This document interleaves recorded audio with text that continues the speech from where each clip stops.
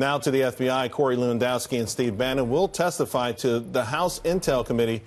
Meanwhile, Deputy Director Andy McCabe, close to retirement, Tennessee Congressman Marsha Blackburn joins us now. Congressman, so what's the next step here with respect to where we are with the FBI investigation? Because it feels like a rudderless ship right now. Well, it does feel like a rudderless ship, but I think what we do know is both the House and the Senate Intel Committees and the House Government Oversight Committee are investigating. And I know Chairman Gowdy and Chairman Nunes are going to do their job and work through this process. I think the American people, Charles, really feel like there is so much political bias in the FBI. The emails and the text and the comments that are coming out looking for a quote-unquote insurance policy just in case Trump won, using their positions to support Hillary Clinton. Those are the things that concern my constituents here in Tennessee, and they want to get to the bottom of this. They do not want the FBI to be a political agency. And of course, there were red flags with McCabe back when his wife was running for a Virginia state Senate seat and got $500,000 in campaign contributions from McAuliffe. And you know, of course, he has very close connections to the Clintons. Yeah. That is correct. And that is something that is of tremendous concern, that there would be that political tie. And people are saying, well, look, if you're going to have an investigation on Russia, then why are you not looking at the Clinton Foundation and Uranium One? Why are you not looking at the DNC and they're tied to the dossier? The utilization of the dossier to go in and get the FISA warrant. And people want this to be done properly. They want to have confidence that political bias is not being used for or against an individual. And this is something that Robert Mueller should take very carefully. I mean, he is trying to protect his reputation. I think that reputation is somewhat on the line, and it is up to him to exercise that leadership that is going to be necessary for the American people to have the confidence that a fair and honest job has been done. Is it too late? You know, and of course, America has special investigation fatigue at this point, right? Is it too late to go back and to make sure that this is fair?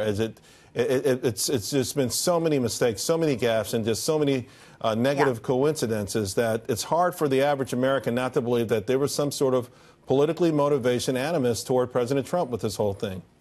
Well, you're right about that, and I hear it every day from constituents. They're very concerned about what they see happening in Washington, D.C. That concerns Tennesseans. They're saying, look, if I were in charge, this is what I would do. And they have those opinions. They want to see leadership exercised, and they want it to be fair and honest and open. Right. That's what Tennesseans are looking for. Congressman Blackburn, and speaking of leadership, on net neutrality, you've sort of taken the bull by the horns. You've introduced a bill now that prohibits Internet providers from blocking and throttling content. It's the Open Internet Preservation Act.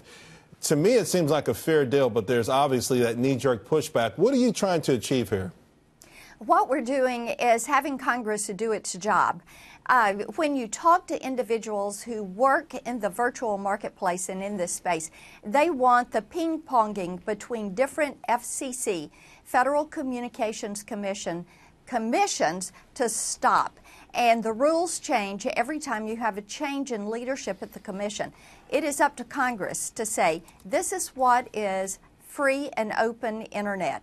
The Internet was not broken in 2015 when the FCC put in place their version of the net neutrality rules, which was government takeover of the Internet. So what we're doing is saying very simply, we all agree, you can't block, you can't throttle, you disclose your rules, and let's exercise preemption.